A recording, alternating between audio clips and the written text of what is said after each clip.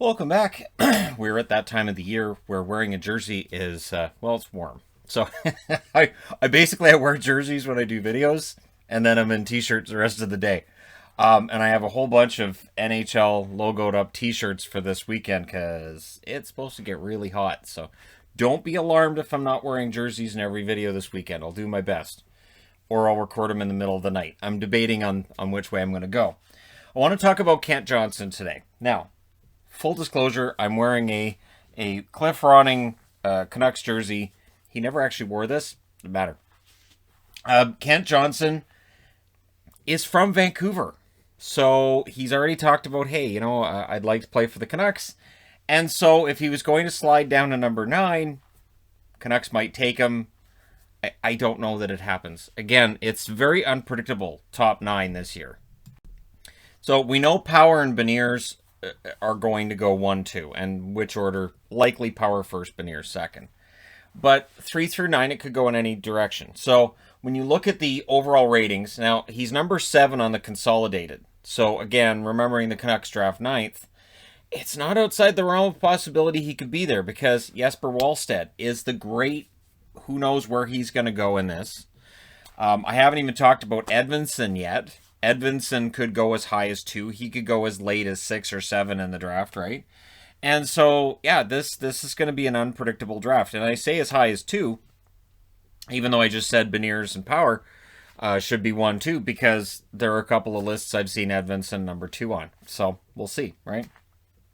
But he's number 7 on the consolidated rankings. Elite Prospects has him at 10. Bless their hearts.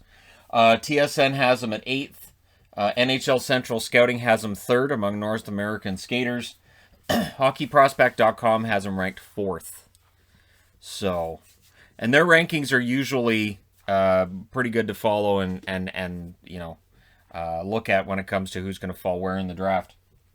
Hockey News has him at 8th. So again, if he's available at 8th, would I think it's outside the realm of possibility for Jim Benning to pick up the phone and call the Kings and say, hey, so we were looking at maybe picking up that number 8 pick from you. What would you like? So again, and I'm not saying that necessarily happens, but I'm kind of hoping he ends up in Vancouver. So he's 6'1". He's a center, 185 centimeters, 165 pounds, 78 kilos. He's going to add weight, and so he's not going to be in the NHL this coming season. University of Michigan likely goes back to University of Michigan. And we'll see how things go for him. He had a good year in University of Michigan. 26 games, 9 goals, 18 assists for 27 points. Not too shabby. Again, the University of Michigan seems to be building a pretty elite program there. And his coach said he was the team's most improved player during the season. So he came in, he ramped up his play very, very quickly. The one knock, and there is one knock on him, seems to be that he's finesse, and it's fancy plays, and in trying to make those fancy plays, sometimes he coughs up the puck. So it's a high risk, high reward kind of situation. He may score huge goals and have these great passes, like passing's one of his strengths, puck handling, teamwork.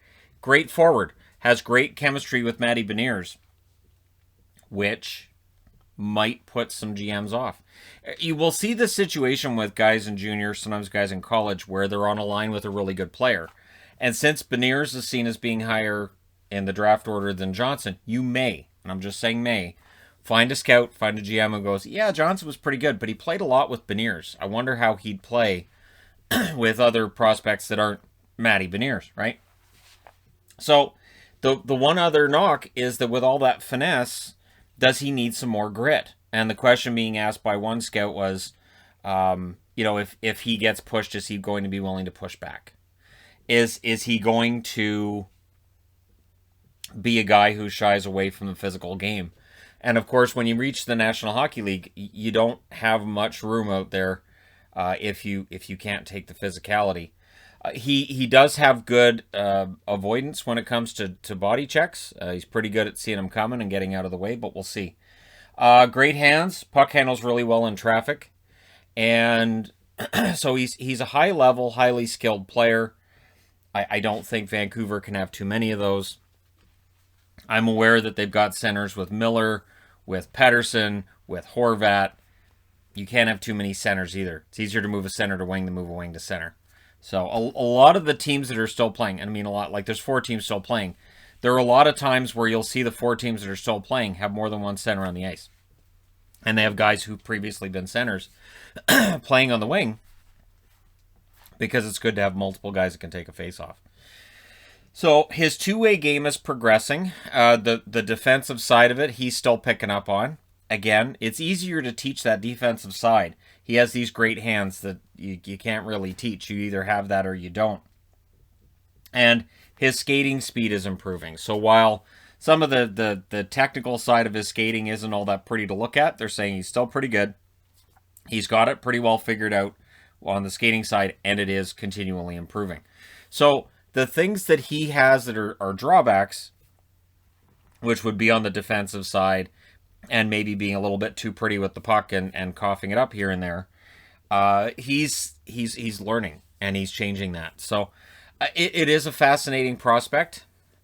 And again, whether he ends up at 9, because I've seen draft lists which have Mason McTavish at 9 going to Vancouver, and people saying, "Oh, McTavish won't be available at 9," but he could be, because again, this is a pretty evenly matched up draft class, and Jesper Wallstedt could end up throwing the whole thing into chaos if they draft a goalie in the top 10. But don't rule out Casa either.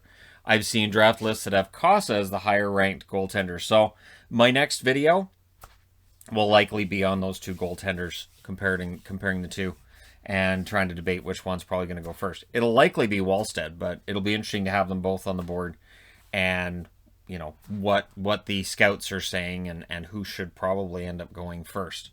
This is a draft that will likely have at least 2 first-round goaltenders. And there's the risk and reward with that. And with Kent Johnson, there's a risk and reward with him. So we'll see. And again, there is some wishful thinking here as a Canuck fan that Kent Johnson, who's from Vancouver, playing well at the University of Michigan, gets drafted by the Canucks. There's absolutely wishful thinking. Do I actually think realistically he'll be there at 9? Probably not. But I'm hoping he is. And I'm hoping Benning says the Vancouver Canucks are proud to draft out of the University of Michigan center Kent Johnson. In fact, they can use that soundbite that I just did right there, and they can broadcast it, and I don't even care, because I think that'd be great. But we'll see what they do. All right. So again, I do have other prospect videos to do, and of course, San Jose and LA draft before Vancouver. I haven't worn a San Jose or an LA jersey in a video yet. And again, Edvinsson, McTavish, likely to be the guys who go. Wallstedt's going to throw the whole thing into chaos, isn't he? All right, so question for you guys, before I even get to that goaltending video. When does a goaltender get drafted in this draft? Which teams are going to need goaltenders? You can let me know in the comments section below. And, of course, Kent Johnson, where does he actually get drafted? And if you're a Canuck fan, do you have your fingers crossed too, and you're hoping he ends up in Vancouver? Let me know your thoughts. Hit like and subscribe if you're browsing your way through. You just happened upon this video. And hey, thank you guys so much for watching, for all your support. I'll talk to you again soon.